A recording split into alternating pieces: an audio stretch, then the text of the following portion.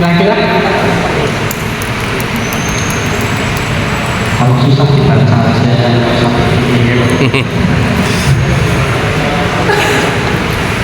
berusaha dalam kegiatan usaha atau bisnis yang dilakukan secara mandiri, di mana semua sumber daya dan upaya ditanggung jawab pelaku usaha sendiri.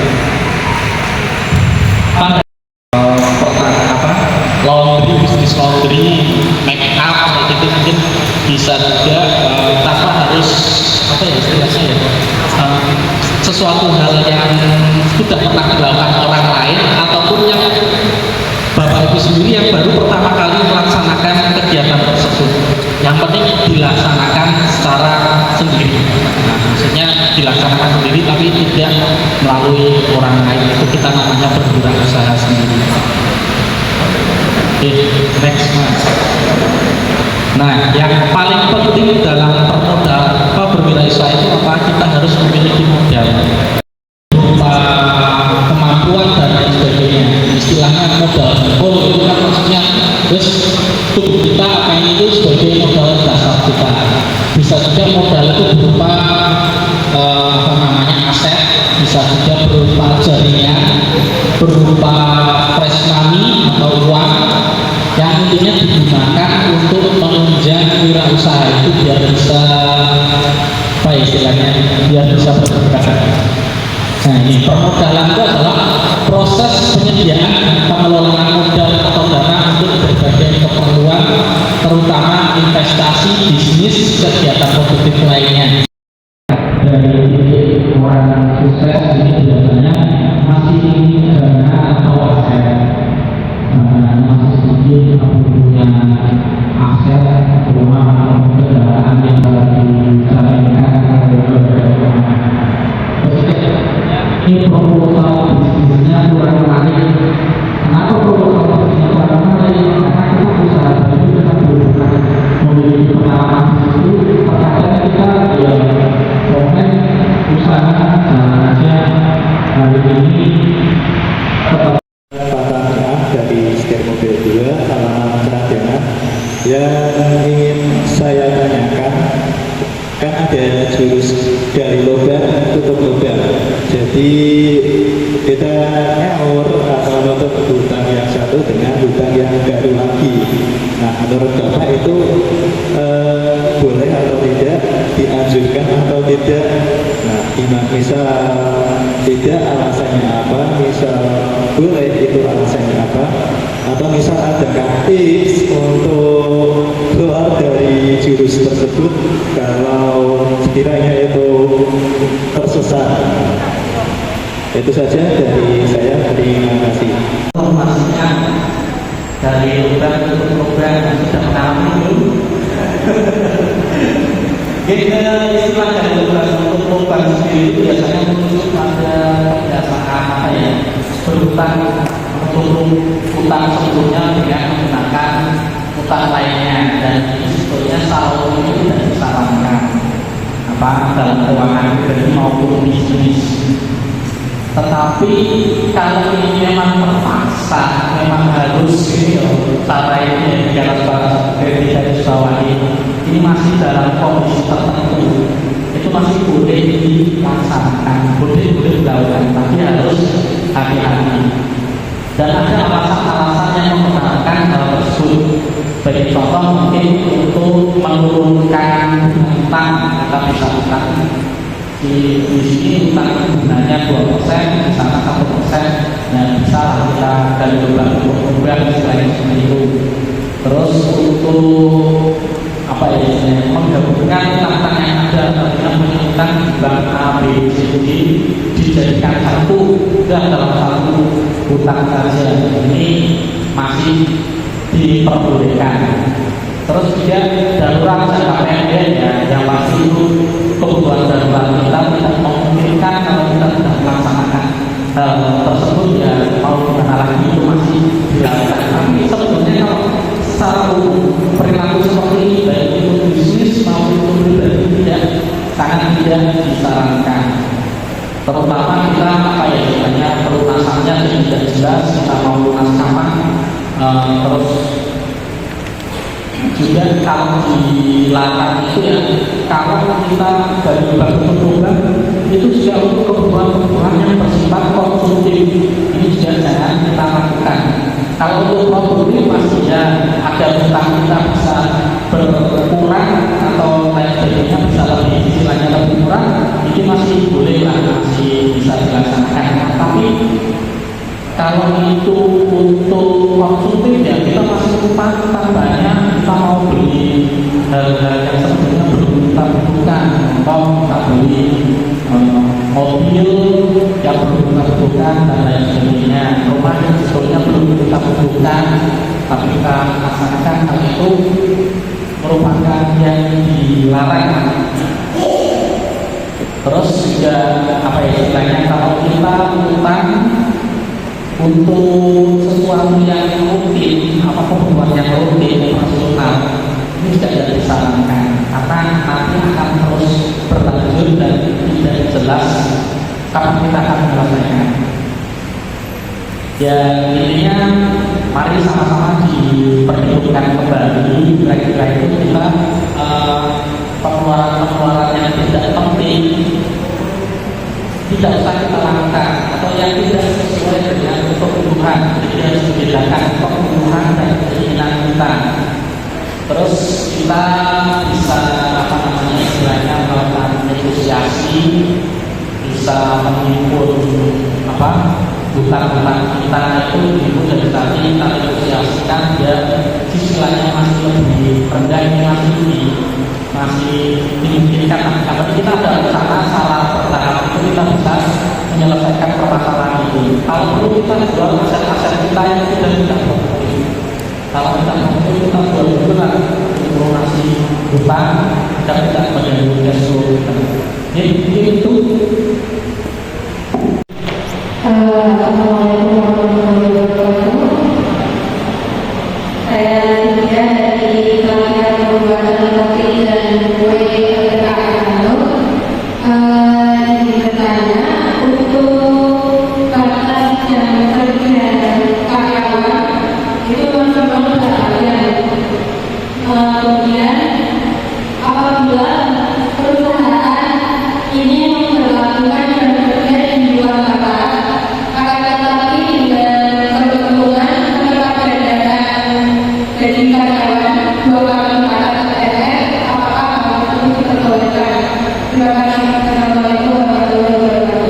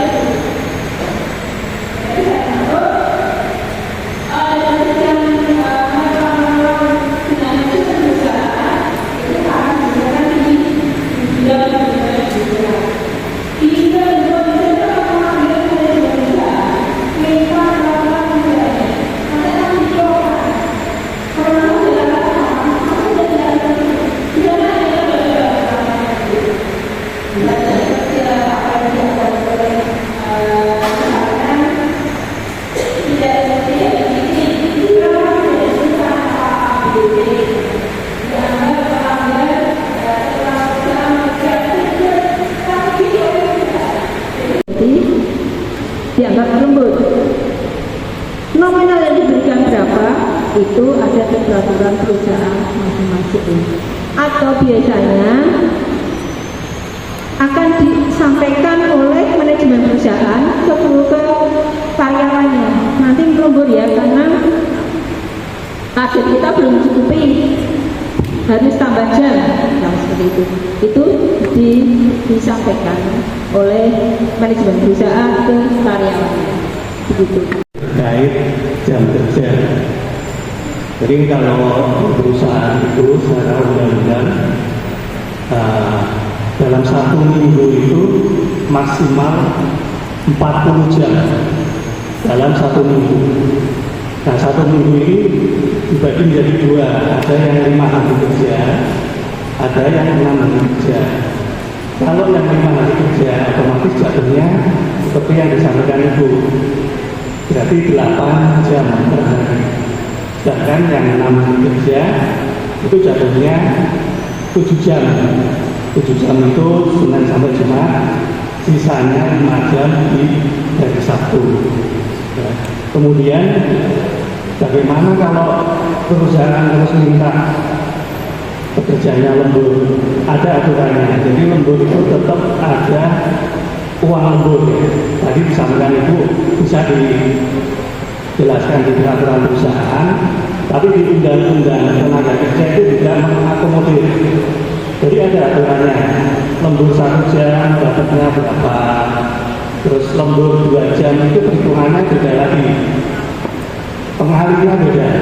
1 jam misalkan 1,5 kali upah per jamnya. Nanti lembur yang 2 jam, jam kedua itu beda lagi. Ini jadi ada perhitungannya. Mungkin Bapak, Ibu, teman-teman semua nanti bisa melihat googling aja aturan undang-undang ketenagakerjaan, di situ ada semua. Jadi sebagai bekal ya, misalkan kalau Bapak Ibu di pekerjaannya itu ada lembur, ya itu bisa dijadikan acuan nanti supaya tadi terjadi komunikasi antara pengusahanya dengan yang bekerja. Jangan sampai waktu kerjanya bendino bagi jam 8 tapi kok upaya misalnya yang sesuai, jadi bisa dikomunikasikan. Mungkin itu tambahannya. Perkenalkan, nama saya Ina dari KTKS Desa Menjadi. Tadi saya mendengar dari salah satu wilayah kerja membentuk wirausaha baru. Membentuk wirausaha baru, nanti di situ disebutkan ada juara 1, juara 2, dan sampai harapan. Itu bentuknya kompetisi atau seperti apa? Terus pertanyaan yang kedua, masalah pendaftaran merek. Itu kan untuk pendampingan kita bebas biaya. Terus ada biaya pendaftaran seperti itu 500.000. 500.000 itu apakah pasti sampai ke kementerian itu di ACC atau belum? Terus untuk jangka waktu berlakunya kan 10 tahun. Apakah ada biaya terpanjang setiap tahunnya atau hanya dibayarkan 500.000 di awal setelah biasa? Terima kasih. Assalamualaikum warahmatullahi wabarakatuh. 500.000 itu pendaftaran di awal sampai akhir, sampai 10 tahun. Jadi selama merek itu dimiliki hanya bayar 500.000 itu di awal. Jadi kalau lewat dinas, karena nanti akan ada rekomendasi dari kepala dinas, nanti itu dilampirkan rekomendasi surat dari dinas, dilampirkan pendaftarannya. Syaratnya itu ada KTP, ya, fotokopi KTP, kemudian alamat email, kemudian merek, kode merek atau kalau simbol misalnya logo mungkin. Simbol atau logo. Nah itu dimunculkan. Kemudian nama mereknya apa?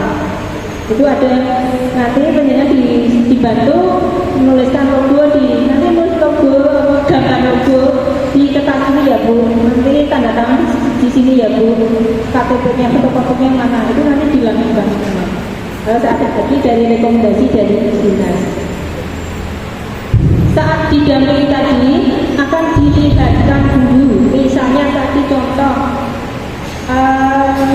yang gampang tadi ya, kok kita pakainya K misalnya, didaftarkan lewat dinas itu dilihat wanita boleh ya, nanti kalau tidak boleh itu akan langsung cancel. tertunda, tidak bisa masuk, sudah ada yang sama, misalnya seperti itu akan terus nanti diganti lagi merek apalagi yang punya sama.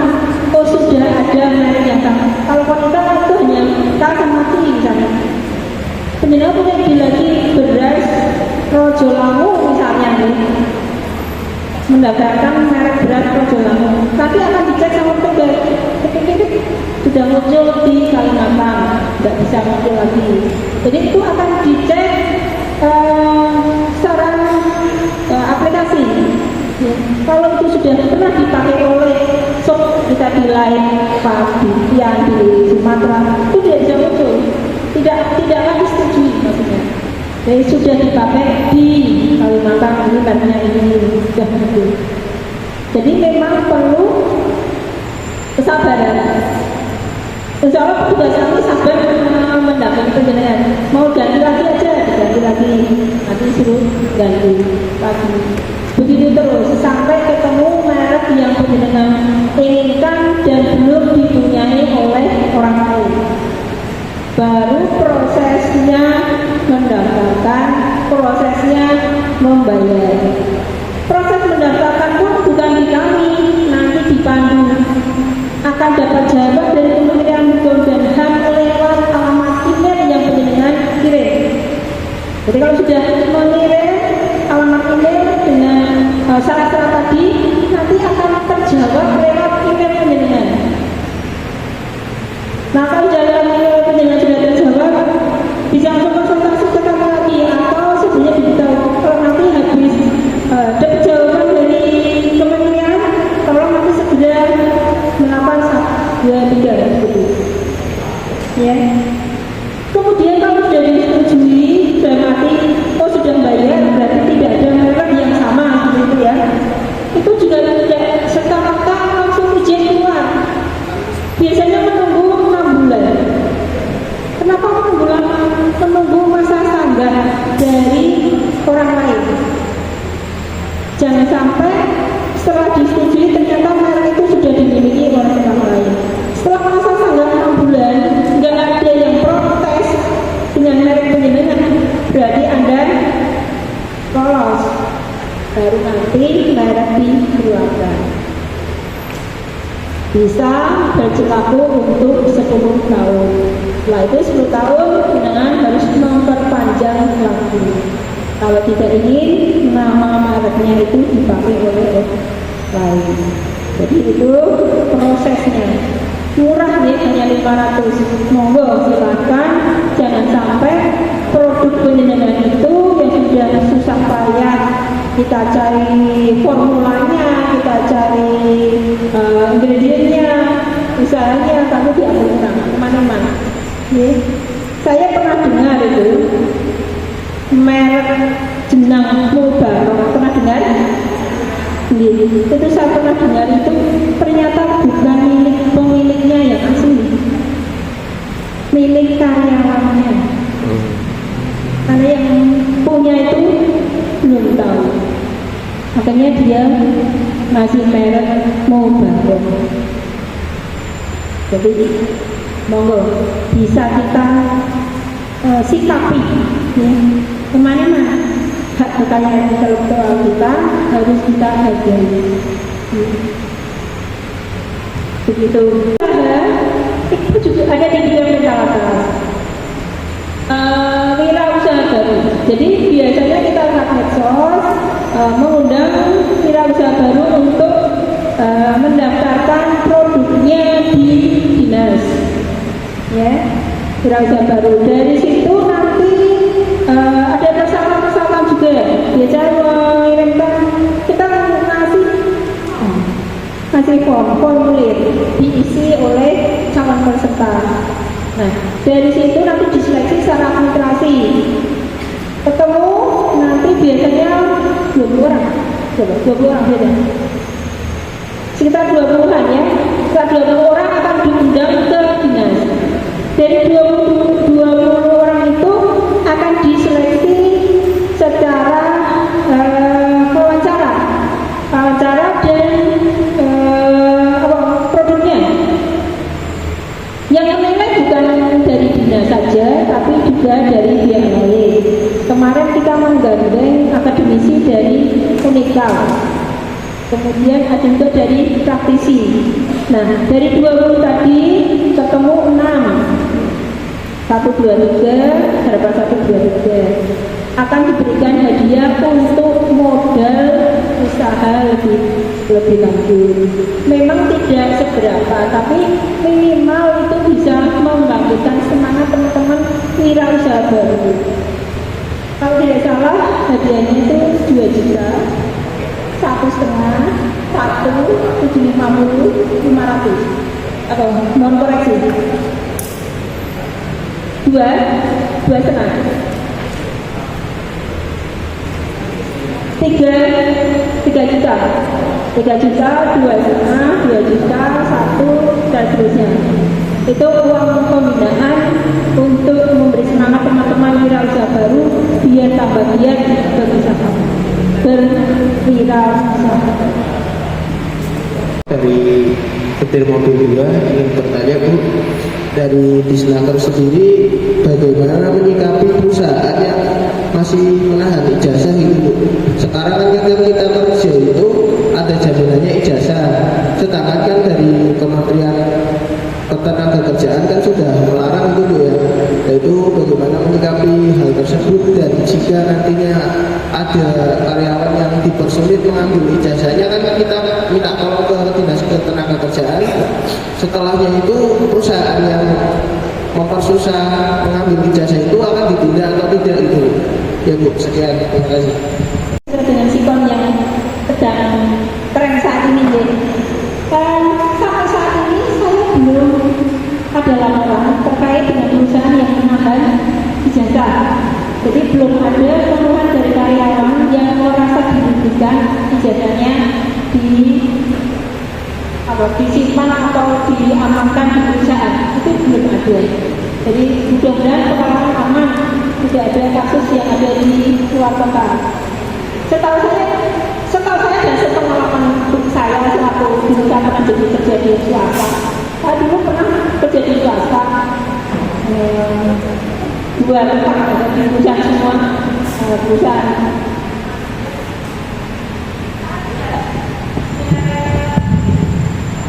Saya tidak mau ijazah asli satu warga. Saya hanya menggunakan ijazah asli yang sudah diakreditasi. Bisa pegang. Jadi kalau perusahaan minta asli, saya lihat saja. Tapi asli itu hak saya, itu hak saya. Jadi yang satu warga itu ya ijazah yang sudah dilegalisir, itu baru satu warga. Jadi saya tidak ada masalah. Jadi saya tidak kemanapun, ijazah saya satu warga. Karena asli saya juga. Itu menjadi teman-teman pedoman juga. Jangan sampai itu yang kita itu dipegang oleh perusahaan. Kalau pegawai itu banyak yang kerja di bank. Bingung ya? Pegawai itu banyak yang kerja di bank. Ijazahnya itu banyak yang di bank BPD, bank BNI, bank BRI, banyak. Tapi itu ijazah asli. Dan itu dari kesepakatan antara pihak bank dan karyawan karena untuk jaminan pinjam uang. Tapi kalau di perusahaan membawa ijazah asli, sebaiknya jangan dilepas. Kalau di pegawai kami di dinas itu banyak kan pegawainya, ASN pegawainya itu SK-nya di sekolah di bank, itu ijazah itu di sekolah di bank karena untuk pinjam uang. Itu malah aman kalau kami. Jadi nggak sama mumet itu SK-ku di bank, nggak akan hilang. Jadi sekali lagi mohon teman-teman nanti saat mendaftar tolong untuk diamankan ijazah yang asli. Nama lengkap saya Sukmawan Hendra, biasa dipanggil Hendra. Kebetulan saya di Tenun ATBM sudah 23 tahun. Jadi benar-benar yang tenunnya tradisional, bahan bakunya dari serat alam, tapi produknya alhamdulillah diekspor di Amerika ya. Dan sudah cukup ya, udah tahunan sudah tahunan. Ini untuk CV impian. Banyak sekali pasti alasannya seorang itu bekerja. Kalau digambarkan, mengapa bekerja? Untuk mendapatkan upah, memenuhi kebutuhan. Kemudian bekerja lebih baik daripada menganggur. Daripada nganggur aku kerja boleh, sebetulnya kita nganggur biasanya gitu.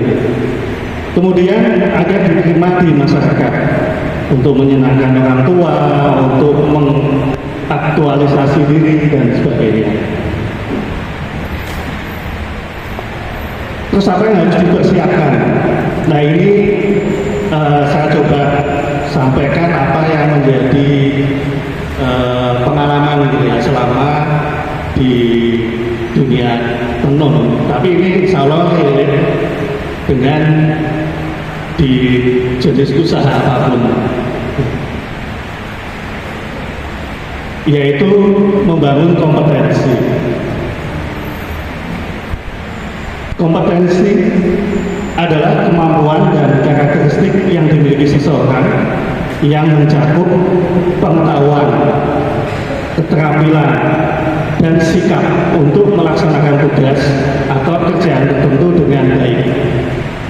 Jadi ada komponennya, ada pengetahuan, keterampilan, dan sikap. Jadi ini kalau Bapak Ibu kemudian teman-teman ingin sukses ya, paling tidak dasarnya harus ada gitu, pengetahuan, keterampilan, sikap, kemudian ditambah dilakukannya secara efektif dan efisien supaya hasilnya itu sesuai yang diharapkan.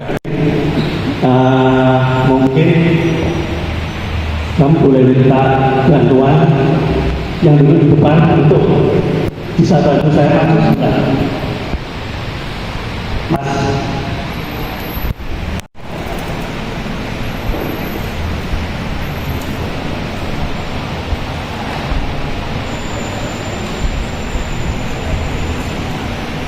Kita main karena itu namanya nomor satu komunikasi yang efektif, karena itu penting banget, entah itu di perusahaan, entah sebagai wirausaha punya anak apapun itu, kita coba main. Tadi Mas yang di pojok sudah saya kasih 10 kalimat. Nah ini targetnya Bapak yang di pojok harus tahu sesuai kalimat yang menggunakan nanti, sampaikan secara benar-benar. Oke, paham? Oke, silakan.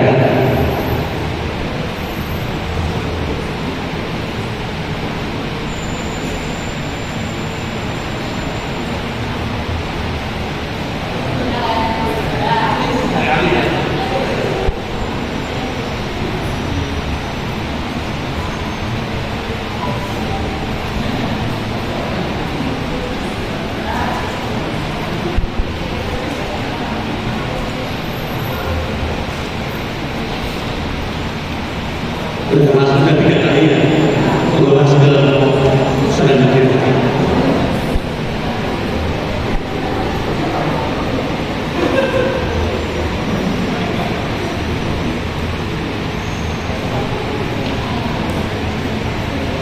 Oke,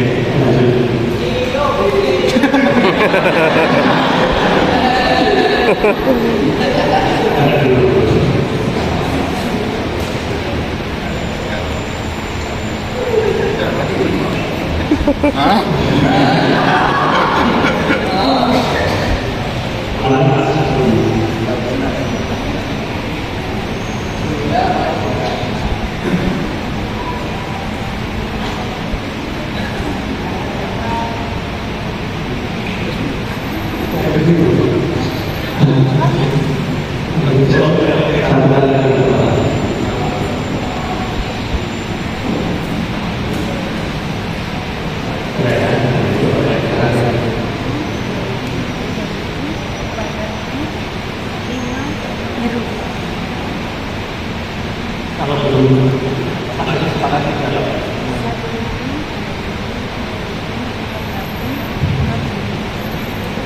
Silakan. Akhir 428 1.000, 2.000, 3.000, 4.000, 5.000, 1.000, 2.000, 3.000, 4.000,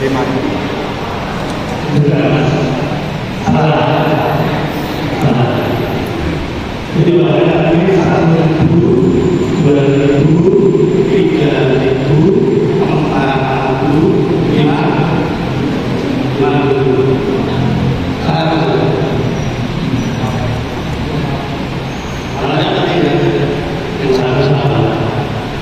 jadi saya tidak tahu misalnya di mana.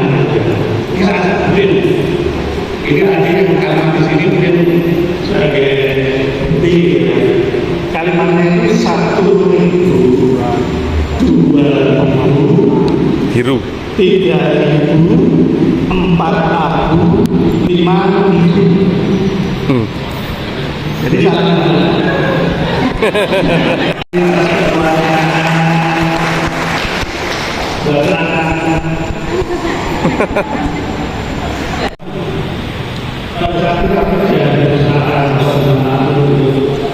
komunikasi kalau nggak jalan, itu nggak sesuai. Akan terjadi seperti ini. Misalkan ngurus tolong itu si B minta beli. Ternyata dari si A atau B beda. Nanti hasilnya beda. Pentingnya komunikasi yang benar. Jadi komunikasi kemudian yang efektif seperti apa? Harus ada mendengar aktif. Pengembangan dan pencapaian tujuan tim. Jadi kadang-kadang kita bekerja itu dalam satu kelompok, ada temennya, saling berkaitan. Ya. Kalau tidak punya kemampuan bekerjasama dengan baik, itu bahaya. Bisa-bisa tugasnya, tanggung jawabnya, atau kerjaan, program yang harus dihasilkan nggak jadi nanti karena timnya itu nggak bisa bekerjasama. Atributnya apa saja? Yang pertama harus tanggung jawab. Ya, kalau kita menjadi sebuah tim, yang pertama harus tanggung jawab. Kedua harus menghargai. Ketiga mau berbagi. Kemudian harus selaras. Ya. Jadi nggak ego. Tujuannya tim apa sih? Ya tujuannya harus diselaraskan. Kemudian motivasi, jadi selalu memberikan dorongan yang positif, ya, memotivasi antara anggotanya. Kemudian yang terakhir mendukung. Nah ini juga harus mendukung. Jadi apapun keputusan yang sudah ditetapkan secara bersama itu harus didukung. Jangan ketika nanti keputusannya ternyata kurang tepat saling menyalahkan. Karena ini kan satu tim. Satu tim itu ya yang dinilai tim. Nah, gitu. Misalkan dalam tempat saya itu ada satu bagian gitu. Satu bagian misalkan bagian pengennya sendiri. Ya ketika ada satu kesalahan, dan untuk ini aja sebenarnya kalau untuk siklus pemecahan masalah.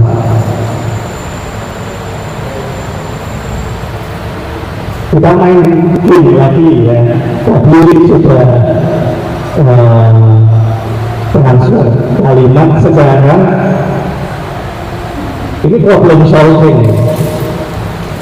Ini ada 9 titik. Terus dari 9 ini diminta dihubungkan dengan 4 garis lurus yang tidak terputus.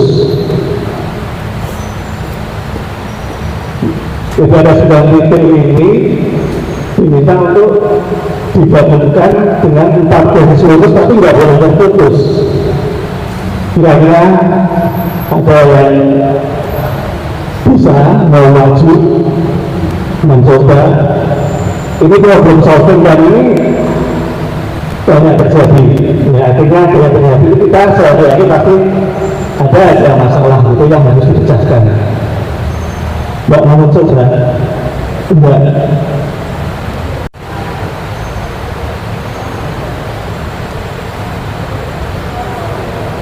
Satu,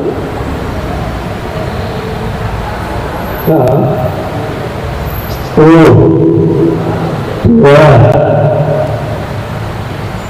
terus tiga ya, kurang satu berarti. Empat satu, oh berarti sudah satu. Ada yang mau coba? Yang ini atas.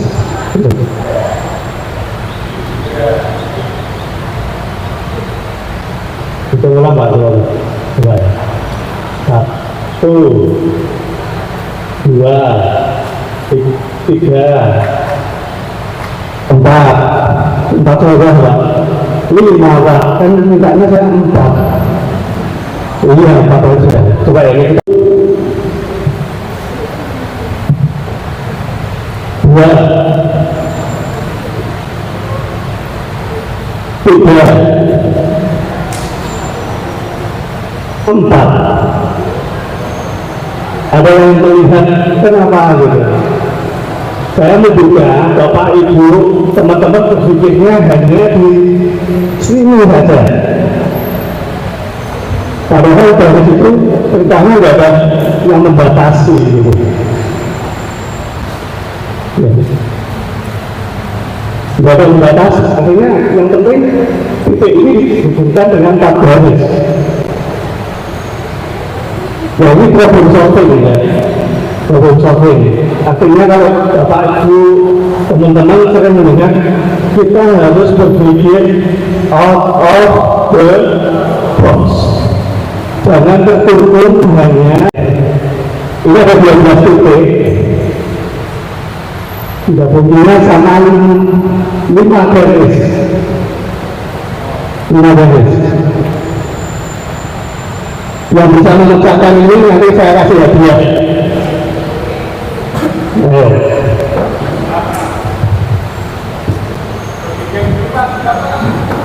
Ada yang mau coba 5 garis? Tapi keluar. 1, 2, ya. Kita coba ya. 1, 2, 3, 4, 5. Berhasil namanya kalau Nasa Kamila Pak. nanti kan kasih dia nih Pak. Iya, terima kasih. Ini namanya problem solving. Artinya memecahkan masalah, dikasih masalah kita bisa enggak. Ini pasti di sehari-hari kalau pekerjaan ada aja gitu. Masalah satu kelar, timbul masalah lagi. Ini contoh. Monggo ya. Kita lanjutkan ke selanjutnya. Yang keempat, penguasaan teknologi dasar. Ini kalau teknologi dasar itu yang pertama penggunaan komputer dan internet. Ya sekarang ya harusnya bisa semua. Jangan sampai kalau mau masuk ke dunia kerja misalnya bisa komputer tidak bisa, itu akan langsung menurunkan nilai gitu ya. Saya mau bertanya, apa yang harus kita lakukan? Misal kita sebagai karyawan tetapi merasa dieksploitasi oleh perusahaan, misal tidak ada tanda tangan kontrak antara gaji atau jam kerja, tetapi kerjanya melebihi jam kerja tanpa ada lemburan dan kerjanya melebihi kemampuan kita. Terima kasih. Ini pertanyaannya sebenarnya bisa buat saya bisa jadi snacker. Itu Pak Yusuf. Jadi yang pertama terkait bagaimana jika kita bekerja kemudian tidak ada tanda tangan kontrak gitu apa merasa itu dieksploitasi gitu. Nah ini memang sesuatu mungkin yang bisa bisa saja terjadi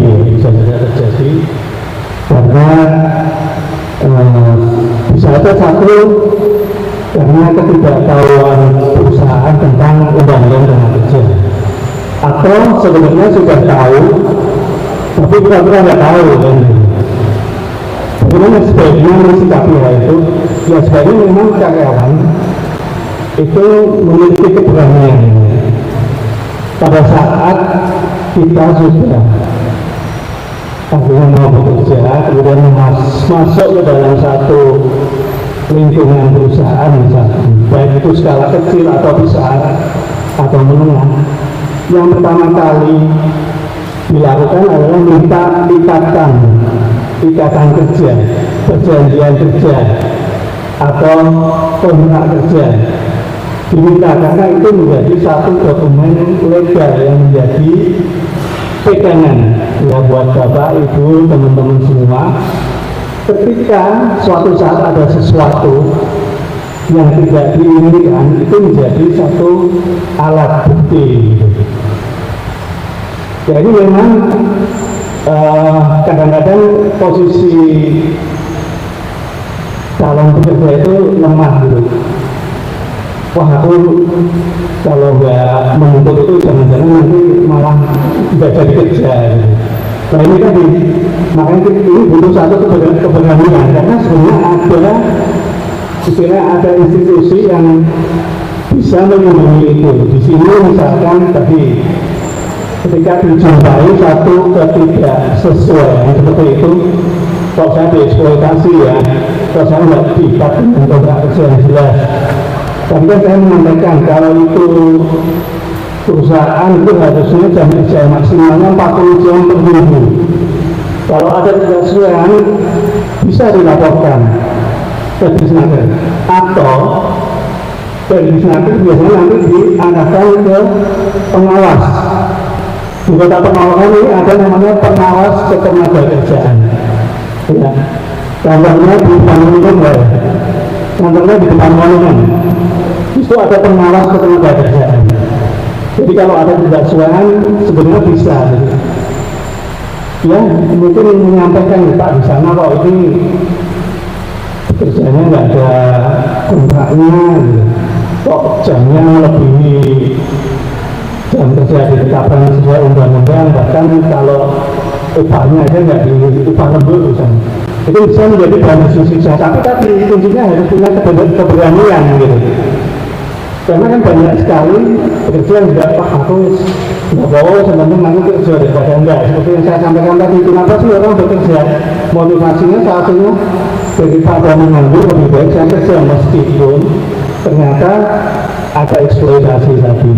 Tapi yang kita berharap tidak seperti itu ya, karena harus ada keseimbangan antara pengusaha juga pada karyawannya.